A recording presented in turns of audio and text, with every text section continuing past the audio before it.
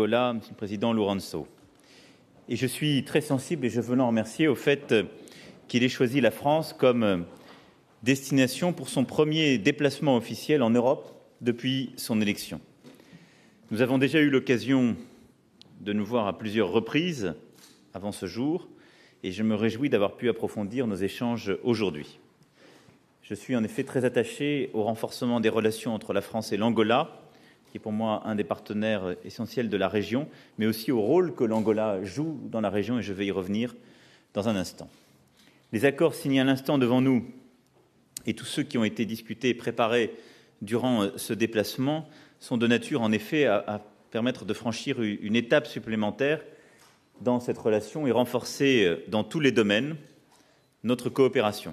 En matière politique et sécuritaire, nous venons de le voir, où je considère que nous devons renforcer notre coopération en matière de formation, mais également de sécurité maritime, avec un travail qui a été lancé sur ce point, compte tenu de l'importance de votre rôle en la matière, et de coopération opérationnelle, avec des engagements également qui seront pris en matière d'équipement, de surveillance maritime et d'aéronautique. De permettre de continuer aussi de coopérer dans la perspective d'une contribution de l'Angola aux opérations de maintien de la paix, notamment au travers de notre action d'enseignement du français en milieu militaire, et de vous impliquer pleinement dans ce cadre. La relation bilatérale a aussi été renforcée à travers ces travaux en matière économique, où plusieurs accords ont été signés, marquant un engagement, nous l'avons vu à l'instant, de l'Agence française de développement, avec une convention de 100 millions de dollars dans le domaine de l'agriculture, qui est une première déclinaison opérationnelle de l'accord de coopération signé le 1er mars, ainsi qu'une subvention de 500 000 € de l'AFD pour l'identification de nouveaux projets. Je me réjouis aussi de la conclusion d'un accord permettant à la filiale privée de l'Agence française de développement, Proparco, de s'établir en Angola, avec également plusieurs accords partenaires privés signés dans ce cadre, comme les accords entre Total et la compagnie pétrolière angolaise. Le cadre que nous développons avec l'implication de l'Agence française de développement, de Proparco et les initiatives que nous lançons s'inscrivent pleinement dans la stratégie du président Lourenço de diversifier l'économie angolaise et viennent accompagner aussi un effort extrêmement important et que je veux ici saluer, qui, durant ces derniers mois, a conduit à lutter activement contre la corruption et améliorer le climat des affaires. Votre engagement personnel et vos décisions courageuses en la matière sont, à mes yeux, un signal très fort que nous ne pouvons mésestimer. Et donc, nous accompagnons cette diversification, en particulier en matière agricole, mais aussi sur plusieurs sujets de formation. Et je souhaite que nous continuions à le faire activement. Nous travaillons aussi sur des sujets de convention fiscale qui sont déterminants pour vous aider dans ce cadre et poursuivre ce travail. Notre volonté est aussi d'élargir ce partenariat. Votre visite, d'ailleurs, l'illustre à elle seule. Vous vous êtes rendu ce matin à l'École polytechnique. Cet après-midi, vous aurez l'occasion d'échanger avec plus de 80 entreprises françaises. Et demain, vous irez à Toulouse pour voir des grands projets industriels, mais aussi des sites de formation, de recherche et de production agricole dans la région toulousaine. Notre souhait est en effet de renforcer la coopération en matière universitaire et étudiante, avec le développement de mobilité étudiante entre nos deux pays et de nouer des partenariats entre établissements d'enseignement supérieur. Notre rencontre de ce jour a également permis d'évoquer plusieurs sujets régionaux. Comme vous le savez, je suis convaincu que la valeur ajoutée de la France n'est pas de se substituer aux pays de la région dans le règlement des crises, mais de leur venir en appui. Et l'Angola est, comme je l'ai dit, dans ce cadre un partenaire essentiel, en particulier en Afrique centrale. Et je veux saluer ici le rôle tout à fait spécifique joué par le président Lourenço sur plusieurs des situations difficiles de la région. Nous avons eu l'occasion de revenir sur la situation de la République démocratique du Congo et de la République centrafricaine. J'avais eu l'occasion la semaine dernière d'échanger sur ces deux mêmes sujets avec le président en charge justement de l'Union africaine, le président Kagame, dans le droit fil de nos échanges. Sur la République démocratique du Congo, nous partageons les mêmes préoccupations et les mêmes volontés. La France viendra en soutien des initiatives qui seront prises par les pays de la région et l'Union africaine, qui est simplement celle de faire appliquer les accords qui seuls permettront une clarification de la situation politique, sans aucune complaisance, dans le calme et avec clarté. Et je souhaite que les réunions prévues dans les prochaines semaines nous permettent d'aboutir à un résultat clair. Et le président Lourenço, c'est le plein soutien de la France et notre engagement en la matière. Nous avons également évoqué la situation en République centrafricaine et convenu de rester étroitement en contact pour accompagner les autorités centrafricaines et éviter un nouveau cycle de déstabilisation dans le pays. Il nous faut procéder en effet à un équipement et une meilleure défense pour le président Touadéra, mais en lien direct avec les Nations Unies et en étroite coopération avec la MINUSCA, en même temps qu'il faut lancer un processus de réconciliation et de désarmement des différents groupes dans le pays, conformément là aussi aux accords qui ont été signés et comme le souhaite l'Union africaine. Et là aussi, la France accompagnera ces initiatives. Voilà, mesdames et messieurs, ce que je souhaitais rappeler en renouvelant mes remerciements pour le président Lourenço et en vous redisant, Monsieur le Président, tout le plaisir et l'honneur de vous recevoir aujourd'hui. Je souhaite que nous puissions continuer à approfondir nos relations et à œuvrer ensemble. Et pour vous remercier d'avoir aussi décidé de jouer un rôle accru dans la francophonie. Vous comprenez parfaitement le français et je souhaite que, dans le cadre des ambitions pour la francophonie que nous poussons tous, votre pays puisse y prendre toute sa part. Merci encore et merci d'être parmi nous aujourd'hui. Merci beaucoup, Monsieur le Président Emmanuel Macron. Je voudrais avant tout remercier. Je voulais reculer un peu au fait de m'avoir reçu dans ces palais d'Élysée, au palais d'Élysée, dans ma condition encore de candidat aux élections présidentielles. Il n'y a pas beaucoup qui ont eu ces privilèges. C'est pour cela que je considère ceci comme un grand signal de confiance. Et aussi, je voulais rétribuer à vous. C'est pour cela qu'on a choisi la France en étant comme le premier pays de l'Union européenne qu'on réalise une visite officielle. Nous prétendons avec la France établir un partenariat stratégique véritable.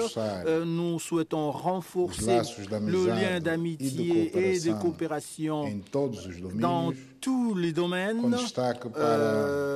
On peut rehausser l'éducation, la culture, la politique, défense et la sécurité, et aussi évidemment dans tout cela, les relations économiques et au niveau des entreprises pour motiver que ce soit les entrepreneurs français d'investir en Angola, comme bien sûr motiver les entrepreneurs privés angolais à faire leurs investissements en France. Nous remercions le fait que vous aviez créé l'opportunité pour que le membre de mon gouvernement et la délégation des entrepreneurs qu'on a avec nous ici, ce n'est pas une grande délégation, mais c'est expressive. Donc, ils ont eu cet après-midi l'opportunité de se trouver, de travailler avec, ils auront l'opportunité avec 80 entreprises publiques et privées de la France.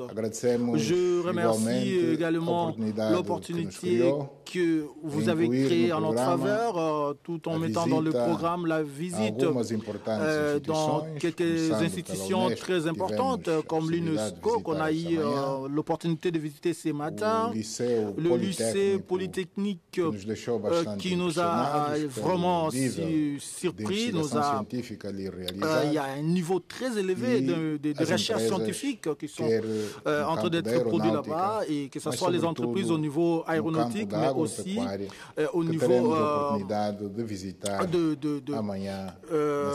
de l'agriculture qu'on aura à visiter demain à Toulouse. Nous voulons réaffirmer ici notre volonté, la volonté de l'Angola, resserrer nos relations. C'est pour cela qu'on a manifesté aussi l'intérêt qu'on puisse être membre, observateur, et après membre de plein droit de l'Organisation internationale de la francophonie, tenant compte de son rôle très important que cette organisation joue dans le monde, mais très particulièrement dans notre continent, l'Afrique. Une fois de plus, merci beaucoup, Monsieur le Président Emmanuel Macron. De notre côté, on va tout faire pour qu'on puisse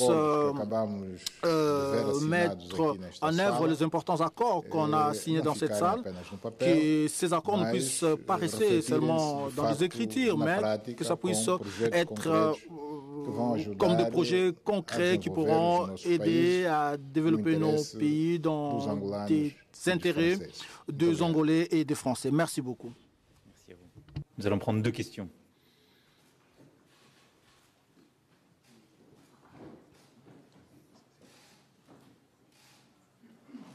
Allez-y. Bonjour, Pierre Firsion de Radio France Internationale, excusez-moi. Bonjour, messieurs les présidents. Est-ce que vous avez évoqué ce matin dans vos discussions la dette angolaise vis-à-vis de la France ? Si oui, à combien s'élève-t-elle précisément ?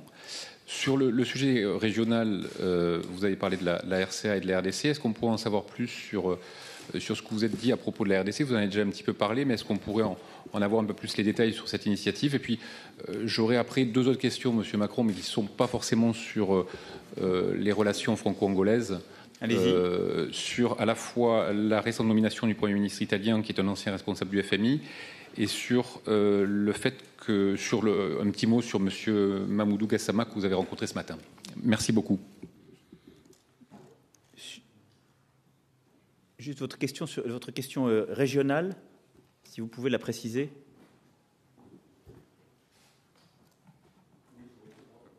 Allez-y.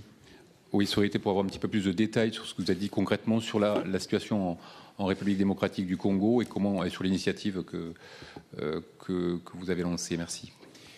Sur la relation bilatérale, nous n'avons pas évoqué aujourd'hui les sujets de dette bilatérale. Des échanges se tiennent entre les ministres de l'économie et des finances. La priorité sur le plan stratégique de la relation bilatérale économique et financière étant plutôt sur la diversification de la relation économique et le développement justement des relations commerciales, industrielles, agricoles. C'est le cadre d'ailleurs de partenariat qui a été signé avec un intérêt stratégique partagé qui est plutôt justement de poursuivre la construction d'un cadre d'affaires sain. C'est tout le travail qui est mené par le président Lourenço dans son pays et qui conduit l'AFD à s'engager davantage côté français, en particulier avec le déploiement de Proparco et l'accompagnement de ce travail de diversification. C'est ça le cadre bilatéral sur le plan économique et financier et le niveau de nos priorités. Sur les sujets régionaux, je laisserai le président Lourenço peut-être détailler les initiatives qui sont menées par lui-même et l'Union africaine avec la RDC, mais il y a des accords qui ont été trouvés, les accords de la Saint-Sylvestre, qui avaient conduit de manière claire à la décision d'une transition, l'organisation d'élections libres et sincères auxquelles le président Kabila n'aurait pas à participer. Je crois que c'est ce que défend aujourd'hui l'Union africaine et les pays de la région, et c'est ce que soutient la France, sans aucune ambiguïté. Mais nous venons ici en appui des initiatives qui sont conduites par plusieurs pays, dont l'Angola, et donc je laisserai le président y revenir. Sur le troisième point, et l'Italie, je n'ai pas à commenter les récentes décisions de la vie politique italienne. Je veux simplement dire 2 choses très simples. L'Italie est un partenaire important pour la France sur tous les sujets. un partenaire historique, un partenaire présent et un partenaire d'avenir, que nous respectons et dont nous avons besoin pour les projets européens, comme pour la relation bilatérale qui est structurante.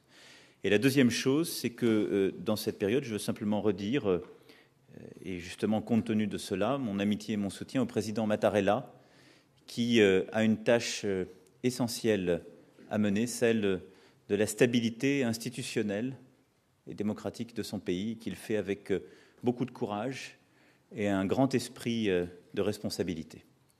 Enfin, j'ai ce matin reçu un jeune héros, en effet, qui s'est illustré durant le week-end. Il m'a raconté ce qu'il avait accompli, que beaucoup d'entre nous avons vu, et il a donc été décidé non seulement de le régulariser très rapidement, mais d'enclencher une procédure de naturalisation et de lui proposer de rentrer par le biais d'un service civique au sein des sapeurs-pompiers pour exercer chaque jour le même héroïsme, parce que c'est ce même esprit que nos sapeurs-pompiers portent chaque jour. Mais plus sérieusement, je crois que le caractère exceptionnel de ce geste justifiait les décisions exceptionnelles que nous avons prises. J'ai eu l'occasion de le dire à plusieurs reprises, la France, c'est une volonté et de l'engagement, et il l'a montré. Monsieur le Président. Muito obrigado. L'RDC, c'est un pays com quase 100 millions d'habitants, qui a à peu près 100 millions d'habitants, qui fait frontière avec au moins 9 pays africains. C'est pour dire que aucun d'entre nous, nous voulons voir l'instabilité en RDC. Tenant compte des conséquences qui peuvent y venir dans toute cette région, la région centrale de l'Afrique, la région du Grand Lac et même la région de la SADC, tenant compte que la RDC est membre de plein droit de la SADC. Ici, on ne veut pas aborder des questions comme personnelles du président Kabila pour dire qu'il doit quitter. On n'a pas le droit de le faire. C'est un problème que le peuple congolais doivent eux-mêmes résoudre, surtout les électeurs au niveau des urnes pourront exprimer leur volonté d'élire le président qui pourront juger qui sera plus préparé, plus adéquat pour la nouvelle étape politique d'avenir. Ce qui se passe, c'est qu'il y a eu un accord entre le gouvernement et l'opposition, qui a eu à la médiation de l'Église. Donc on pourrait dire qu'il y a eu la bénédiction de l'Église.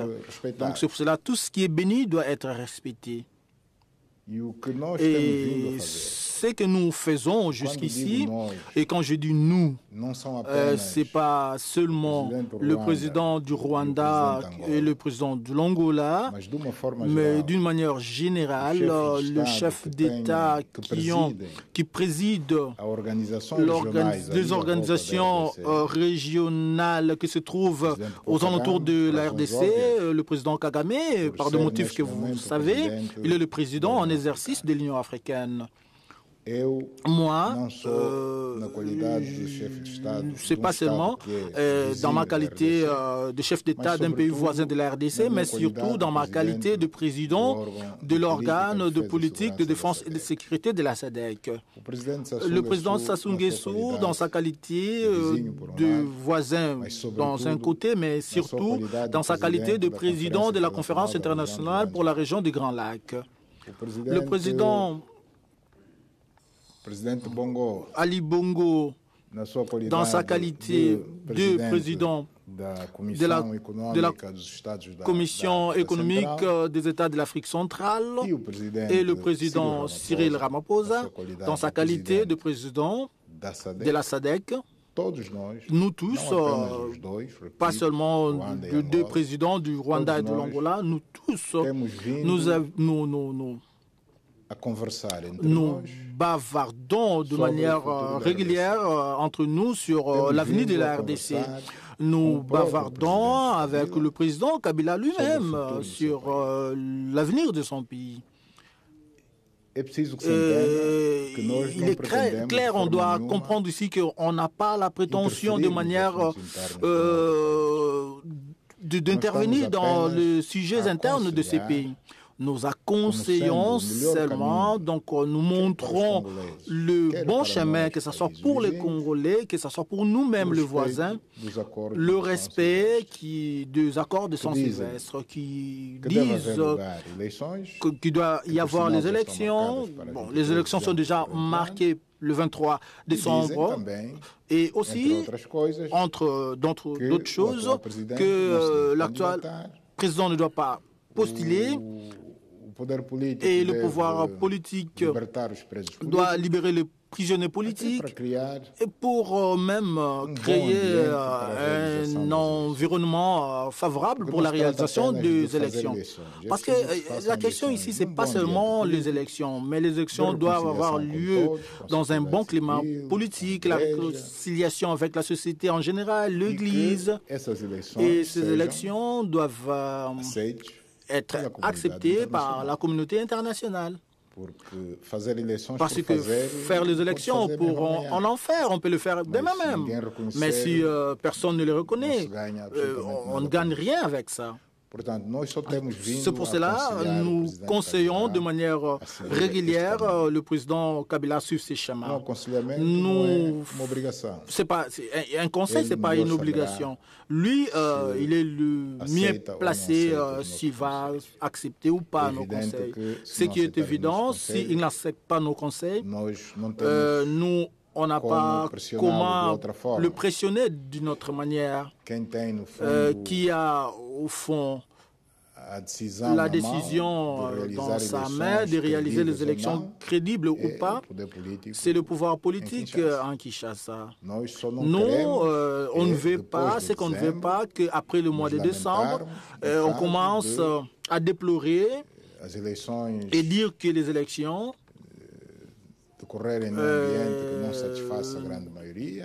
se sont réalisées dans un climat qui n'a pas satisfait la grande majorité. Et puis, cela pourrait engendrer les climats de déstabilisation dans ces pays. Et nous tous, on va souffrir pour ça. C'est pour cela qu'on se croit dans le droit de se protéger.